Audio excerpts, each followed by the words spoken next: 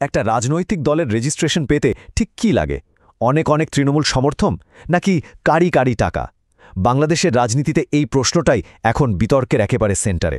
আর এই বিতর্কের মূলে আছে দুটো দল, যাদের গল্পটা যেন একটা মুদ্রার এপিঠ ওপিঠ। তো এই পুরো বিতর্কের শুরুটা কিন্তু একটা প্রশ্নকে ঘিরে।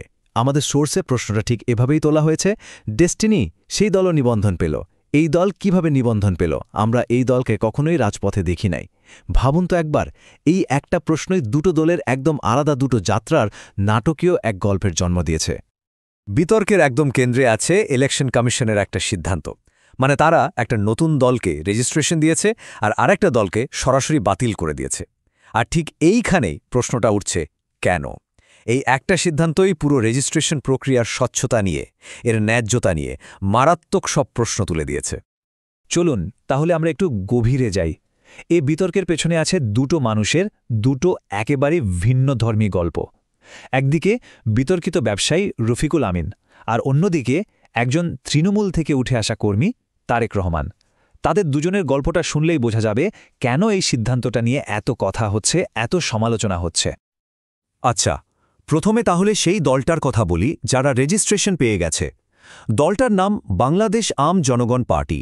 আর এর নেতৃত্বে কে আছেন জানেন? রফিকুল আমিন। হ্যাঁ, সেই বহুল আলোচিত ডেস্টিনি গ্রুপের ব্যবস্থাপনা পরিচালক। আমাদের সোর্সে অভিযোগটা খুব স্পষ্ট।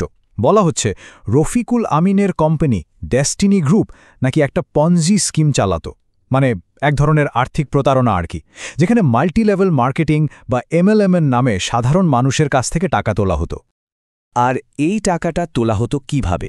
অভিযোগ আছে বিভিন্ন পণ্য বিক্রির আড়ালে, যেমন ধরুন কালোজিরার তেল বা আরও অদ্ভুতভাবে পলোনিয়া গাছ। আর এই গাছ বিক্রির সময় বলা হতো ভবিষ্যতে নাকি ৩ গুণ লাভ ফেরত পাওয়া যাবে। কিন্তু সেই বিশাল লাভের স্বপ্ন অনেকের জন্যই স্বপ্নই থেকে গেছে। তবে সবচাইতে অবাক করার মতো বিষয় কিন্তু অন্য জায়গায়। সেটা হলো পুরো ঘটনাটার টাইমলাইন। আমাদের সোর্স দেখাচ্ছে যে রফিকুল আমিন জেল থেকে ছাড়া পাওয়ার প্রায় সাথে সাথেই দলটা তৈরি হলো, আর অবিশ্বাস্য গতিতে, মানে অবিশ্বাস্য দ্রুততায় রেজিস্ট্রেশনও পেয়ে গেল। তো এটা গেল গল্পের এক পিঠ। চলুন এবার মুদ্রার অপর পিঠটা দেখি।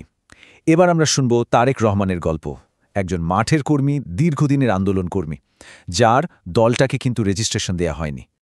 রফিকুল আমিনের গল্পের সাথে এর কোনো মিলই খুঁজে পাওয়া যাবে না। তারেক রহমান তার রাজনীতির দলটা গড়ে তুলেছেন একদম শূন্য থেকে।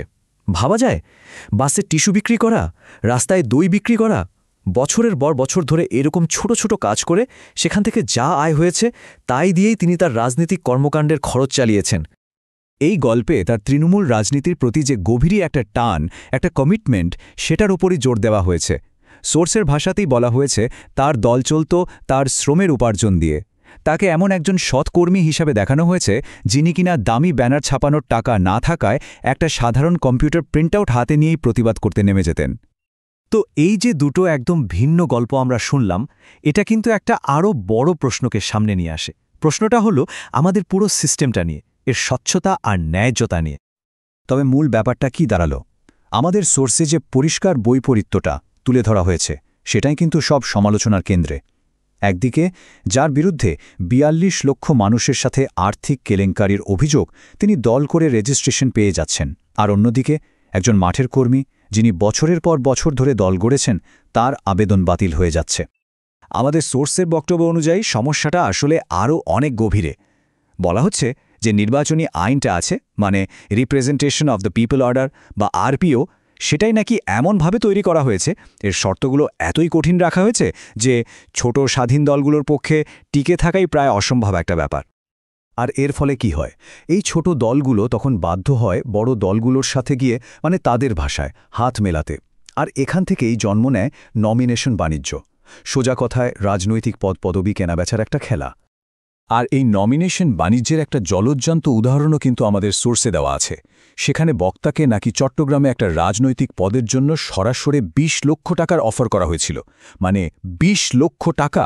এই একটা ঘটনাই তো চোখে আঙুল দিয়ে দেখিয়ে দেয় পুরো প্রক্রিয়াটা কতটা টাকার উপর নির্ভরশীল হয়ে পড়েছে। তো এই যে পুরো পরিস্থিতিটা আমরা দেখলাম, এটা আমাদের গণতন্ত্র আর রাজনৈতিক ফেয়ারনেস বা ন্যায্যতা নিয়ে এমন কিছু সিরিয়াস প্রশ্ন তুলে দেয় যেগুলোর উত্তর কিন্তু এখনও পাওয়া যায়নি। প্রথম আর সবচেয়ে জরুরি প্রশ্নটা হলো স্বচ্ছতা নিয়ে। তারেক রহমানের মতো একজন কর্মীকে কি কখনো জানানো হয়েছিল যে তার আবেদনে ঠিক কী ভুল ছিল? তাকে কি একবারও সুযোগ দেওয়া হয়েছিল সেটা শুধরে নেওয়ার? দ্বিতীয় প্রশ্নটা আরও মৌলিক, আরও নৈতিক, জনগণের আস্থা আর নেতৃত্বের মানদণ্ড নিয়ে। আচ্ছা, একজন ব্যক্তির অতীত, বিশেষ করে যদি সেটা বিতর্কিত আর্থিক কেলেঙ্কারি দিয়ে ভরা থাকে, সেটা কি একটা রাজনৈতিক দল গড়ার যোগ্যতার মাপকাঠি হওয়া উচিত না? আর সবশেষে এই পুরো ঘটনাটা আমাদের দেশের রাজনীতির ভবিষ্যতের জন্য কি বার্তা দিচ্ছে? যারা সততার সাথে একেবারে তৃণমূল থেকে রাজনীতিতে আসতে চায়, তাদের জন্য কি কোনো সুযোগ আদৌ খোলা থাকছে?